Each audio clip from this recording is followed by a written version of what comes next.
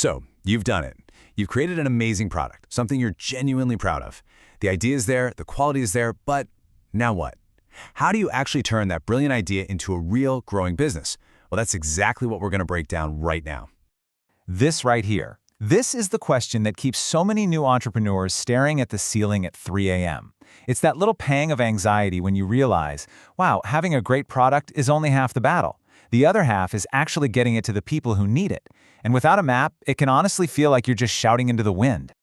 I love this analogy because it just hits the nail on the head. Imagine a soccer match where nobody has a position or a strategy. They're all just running around, kicking the ball in any direction, hoping it somehow ends up in the net. That's what marketing without a plan is. It's chaos, it's a waste of energy, and you almost never score. So what you need is a game plan, a real marketing plan, a roadmap that tells you exactly who you're talking to, what you need to say, and how you're going to reach them. And to make this really tangible, we're going to follow the journey of a small business owner we'll call Mama D. We're going to build her marketing plan from scratch, right here, step by step. Okay, first things first. Every great plan has to start with a solid foundation.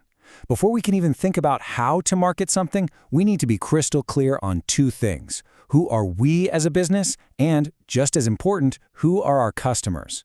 This is what everything else gets built on. All right, let's meet our hero, Mama D. The first piece of her plan is the business summary. Think of it as the top-line info. Her company, Mama D's Homemade Chili Sauce. I love it. Simple, memorable, tells you exactly what it is. Next up, what is she actually selling? It's a 250 milliliter bottle of chili sauce. But hang on, look at those details. It's made with organic peppers. Now that little word right there, organic, that's going to be a huge deal in just a minute. And finally, what's the big picture for your one? She wants to reach 1,000 customers and get her sauce into 10 local restaurants. See how specific that is? It's not some vague dream like, I want to be successful. It's a concrete, measurable target that her entire marketing plan is designed to hit. Now this is so important because Mama D isn't just guessing. She actually did her homework. And look what she found out. She spotted a huge gap in the market. The big supermarkets don't sell organic small batch sauces like hers. She learned that people are actively looking for natural foods, and she figured out what the competition is charging. This isn't just data, it's her secret weapon. And because she did that research, she can now define her target market with pinpoint accuracy. This is where it gets really smart. She is not trying to sell to everybody. That's a rookie mistake. Instead, she's laser-focused on 3 groups: working adults who love a bit of spice, local restaurants who want to support local, and health-conscious folks. This focus is a superpower. It means she can stop wasting money and start talking directly to people who are already searching for her. So all of that work, all that research, it boils down to this, her unique value proposition, or UVP. This is her answer to the question, why should I buy your sauce?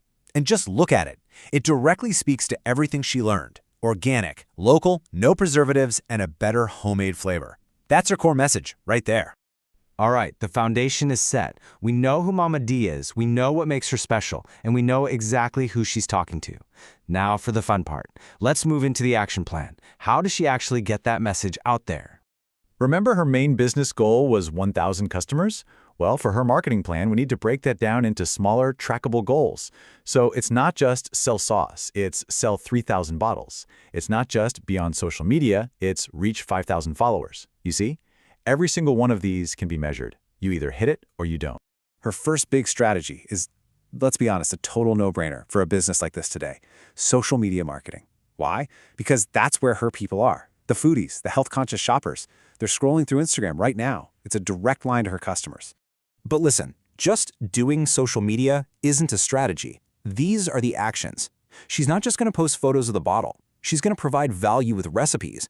She's going to build trust by showing people how the sauce is made. And this one's huge. She's going to build a real community by replying to everyone. That's how you turn followers into fans. Now, for a food product, you know what the most powerful marketing tool is? Taste. You can talk all day about how good it is, but one taste is worth 1,000 words. So, Mama D's second strategy is all about getting the sauce directly into people's mouths. And again, here are the specific tactics. Free tastings at a local market, that gets new customers on the spot. Leaving a sample with a restaurant chef, that's the perfect no-pressure sales pitch. And that little free mini bottle you give with a first purchase, oh, That's how you create delight. That's how you get someone to come back again and again. So we have the plan, we have the actions. But two massive questions remain. How do you pay for all this? And even more importantly, how do you know if any of it is actually working? This last part is all about accountability, the budget and the results. A marketing budget doesn't have to be massive to work. Just look at this. For our $1,700 a month, every single rand has a job. It's all accounted for and tied directly back to one of her strategies.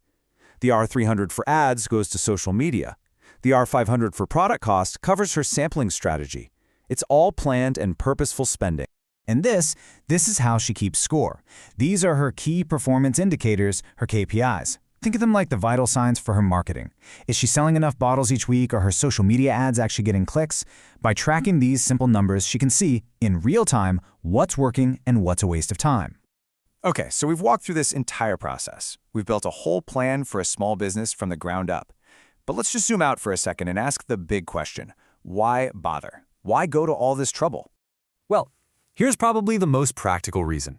It stops you from burning cash. Without a plan, you might get tempted to drop $5,000 on a random magazine ad and just cross your fingers. With a plan, you spend R300 on a super targeted Instagram ad, you measure the results, and you adjust. It's the difference between gambling and investing.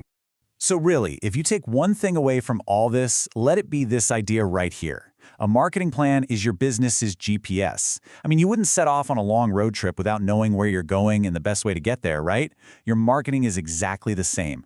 The plan helps you avoid all the wrong turns and dead ends and get you to your destination so much faster. We've laid out the whole roadmap, from a simple idea all the way to tracking the numbers. You've literally seen a game plan come to life. So the only question left is, when you think about your own amazing idea, what's the very first step you're going to take to build your plan?